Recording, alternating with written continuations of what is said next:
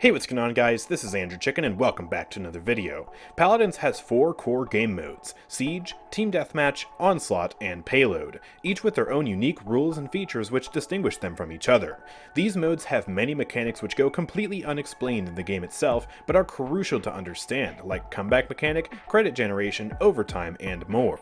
If you're new to the game and want to learn everything there is about how to play each game mode, then this is the video for you. And of course, if you want to skip around, I'll have timestamps in the description. But before we get started, I'd really appreciate it if you would subscribe, since I'm making a ton of guides and gameplay videos for Paladins and I'd hate for you to miss out. So get comfy and grab a snack, because we're about to dive deep into how to play every game mode in Paladins.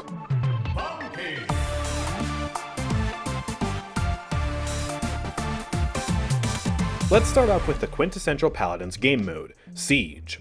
Siege is the most complicated game mode in Paladins, and it's also the only one that is available in Ranked, so it's pretty important to understand how it works.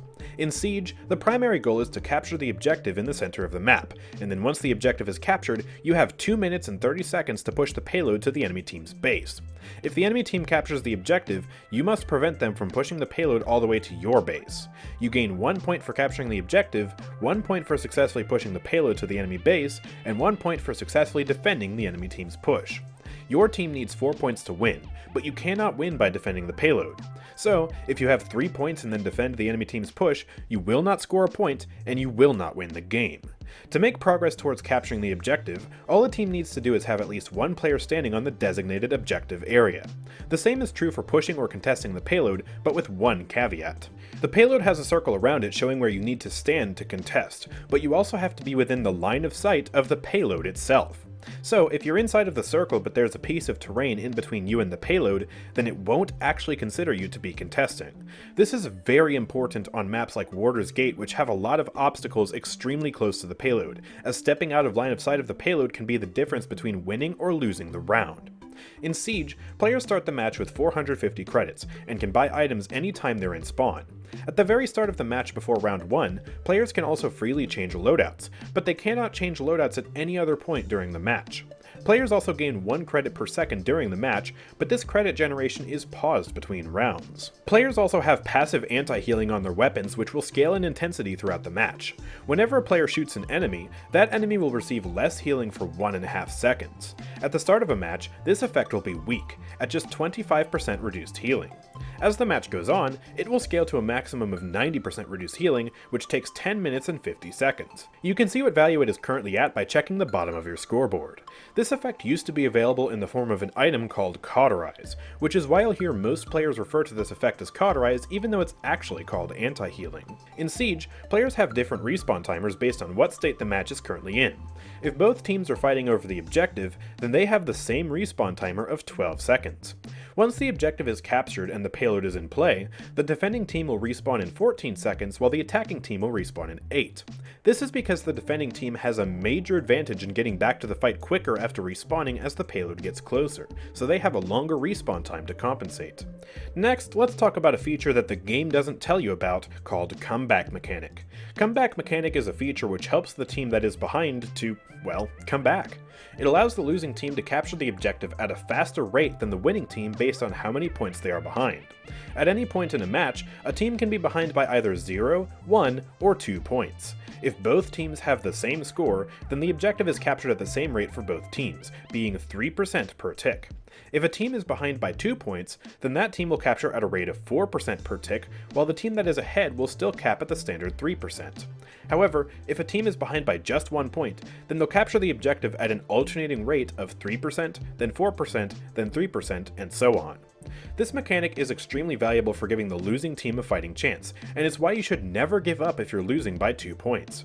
The comeback mechanic provides a huge advantage to the losing team, allowing them to quickly capture an objective as long as they can win the team fight with proper coordination and good ultimates.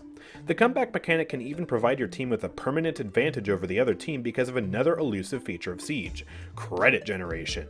You see, whenever your team captures the objective, everybody on your team earns 300 credits. This is a huge deal, since 300 credits is enough to buy almost any tier 1 item in the game. However, you will not earn 300 credits for pushing or defending the payload. You will only get this lump sum of credits for capturing the central objective. By combining the comeback mechanic with this credit generation, the team that is behind at the start of the match can actually gain a credit advantage by the end of the game. Let's consider the following hypothetical. At the start of the game, Team 1 captures the objective and pushes the payload, scoring 2 points and 300 credits. Because of comeback mechanic, Team 2 is now able to capture the objective, scoring 300 credits and a point. However, they failed to push the payload, making the score 3-1 with both teams having 300 credits. From this point, Team 2 can capture the objective again with the full power of comeback mechanic, granting them a 300 credit lead over Team 1. If they fail to push the payload, then the score will be 3-2, and they'll still have the power of alternating comeback mechanic to capture the point again, increasing that lead to 600 credits. However, if they do manage to push the payload through, then the scores will be tied up at 3-3, and Team 2 will still be entering the last point fight with a 300 credit advantage. So either way the match plays out from here, Team 2 will end with a credit advantage even though Team 1 was winning at the start, all through the power of the comeback mechanic. Obviously, this doesn't work all the time, because sometimes you'll just flat out lose because the enemies are better. But it does demonstrate how you can make a comeback and win the game through the power of these mechanics. You can also generate credits just by contesting the objective. If you're standing on the main objective, you'll earn credits at a rate of 4 credits every 2 seconds. You can actually see this on the bottom center of your screen if you're paying attention. If you're standing on the payload, however, you'll earn the same amount of credits but at a quicker rate, being 2 credits every second. Note that you'll only earn credits from the payload if you're actively pushing the payload, or if you're contesting the enemy team's push. If you're standing next to the payload on defense, but the enemies are not actively near the payload, then you won't earn any credits by standing near the cart. Generally, tanks and supports are the ones who get the most use out of these credits, since they're usually the ones contesting the objective in various stages throughout the match. By now, you should see how capturing the objective is way more important than pushing the payload. The objective grants credits whereas pushing does not, and if you push the payload all the way through, chances are you're giving the enemy team the bonus of comeback mechanic. That's not to say that you shouldn't ever push the payload, but rather that you should keep in mind that it's usually better to save big ultimates for capturing the objective instead of pushing the payload through. It's okay to use ultimates in the first minute or so of the push, but in the last minute of the push, you're not likely to get that ultimate back in time to capture the objective, especially if you're playing a champion with a slow charging ultimate like Fernando. In most cases, you only want to blow big ults like that on the push if you know it will guarantee the push, or if you're defending and you're about to lose the game. Otherwise, it's often the right move to save your ultimate for capturing the next objective. Siege also has an overtime mechanic which is very important to understand. Overtime can be triggered when the capture point is touched by a member of the opposite team at least 3 seconds before it reaches 99%, and it can also be triggered if the payload is still being contested after the payload's push timer has run out. The overtime counter will be refreshed when a member of the team is contesting the objective, and it will not deplete as long as they stay on the point. However, if they step off of the objective, the overtime counter will start ticking down. At the beginning of the overtime period, this counter will last 6 seconds, but the longer overtime lasts, the shorter the counter gets, down to a minimum of 1 second. So the longer that overtime lasts, the less time you have to get back on the point if you get forced off. Because of the fickle nature of activating and maintaining overtime, some players get frustrated and accuse it of being random or not working. But as you can see, there is a method to the madness. Make sure that you touch the objective no more than 3 seconds before it reaches 99%, and remember that the longer overtime lasts, the more important it is to stay glued to the objective. The later overtime lasts, the more careful you have to be about getting knocked off of the objective, but you can also use such crowd control to your advantage to force the enemies off the point and win the round. Anyways, that about wraps it up for the actual game mechanics of Siege, but we've still got one more thing to talk about regarding this game mode: Ranked. Ranked is Paladins' official competitive mode, and it's a modified version of Siege where the core game mechanics stay the same, but the draft phase is significantly altered. In a normal game of Siege, the draft phase is where everyone on the team gets to pick whichever champion they want, in any order they want. You can't see what the enemies have picked until the match is starting, meaning that there's no real form of counterplay. Mirror matchups are also allowed, meaning that both teams can pick the same champion if they so choose. That's not the case in Ranked. In Ranked, teams and players take alternating turns picking champions, and both teams can see what the other team picks. There's also a banning system, where certain champions can be banned for both teams in the match. At the start, the highest ranked player on both teams take alternating turns banning champions. After both players have banned 2 champions each, player 1 on team 1 can choose any remaining champion. Then, players 1 and 2 on Team 2 get to choose. In Ranked, there are no mirror matchups, so if a player on Team 1 picks Androxus, Androxus cannot be picked by anyone on Team 2. After players 1 and 2 on Team 2 pick, players 2 and 3 on Team 1 pick. Then, player 3 on Team 2 picks. After that, the first player on both teams can ban another champion, starting with Team 2 and then going back to Team 1. Then, player 4 on Team 2 picks, players 4 and 5 on Team 1 pick, and then player 5 on Team 2 picks. After all of this picking and banning, players on each team can swap champions with other players on their respective team. This is where the concept of saving comes in, where one of the players who gets to pick early on in the draft can save a champion for someone later in the draft, so that way they can swap champions later.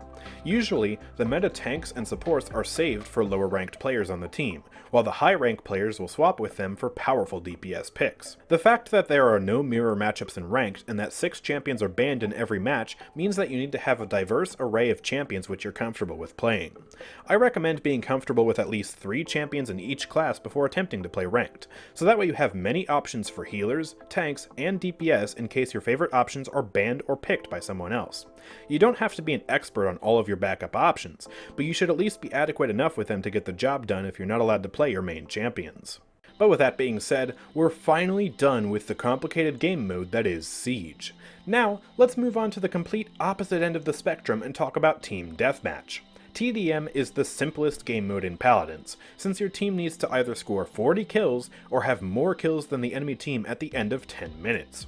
You earn credits at a flat rate of 5 credits per second, which is significantly faster than the credit generation in Siege. There are no objectives to capture, and Team Deathmatch is generally a much faster game mode than Siege, which is why the passive credit generation is much higher. The respawn time is also significantly faster than Siege, at just 3 seconds. Just like in Siege, players start with 450 credits, but they can buy items anywhere on the map because there are no bases. However, anti-healing scales much faster, taking just 6.5 minutes to ramp up to 90%. Currently, Team Deathmatch is actually called Choose Any in the mode selection screen. That's because in Choose Any, you can have duplicate champions on the same team. For example, everyone on the team could play Androxus, which is quite intimidating. Team Deathmatch didn't have this feature until recently, and in custom matches and other limited time deathmatch events, duplicate champions are not allowed. On a few of the Team Deathmatch maps, you'll find this glowing power-up in a designated spot on the map. This will grant whoever walks into it a free ultimate, which is quite powerful. It respawns 60 seconds after being picked up, and you can hear it respawn by listening out for this sound. The absolute rarest thing that can happen in Team Deathmatch is sudden death. If, at the end of 10 minutes, both teams have the exact same score, then an overtime period will kick in where the next team to score a kill instantly wins. You cannot draw in Team Deathmatch, and this period can potentially last indefinitely if no one earns a killing blow. Other than the unique mechanics of Choose Any and the free ultimate power-up on some maps, there's nothing more to say about Team Deathmatch. It really is just that simple. So now, let's talk about Onslaught and King of the Hill, which are both lumped in together in the same queue and have very similar mechanics. In both game modes, players start out with 450 credits and gain 5 credits per second, just like in Team Deathmatch. However, in Onslaught, players can only buy items while in spawn, whereas in King of the Hill they can buy items anywhere on the map. The goal is to earn 400 points through a combination of killing enemies and contesting the objective, or by having the most points when the match timer runs out. In Onslaught, the match can last for a maximum of 10 minutes, while in King of the Hill, the match can last for 15 minutes.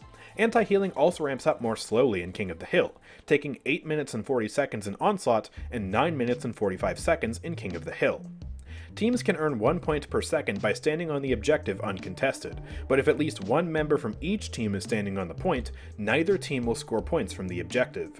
In Onslaught, the objective is located in the center of the map and never moves, while in King of the Hill, the objective is smaller and moves every minute and a half to a new random location on the map. Just like in Siege, players will earn 4 credits every 2 seconds for contesting the objective.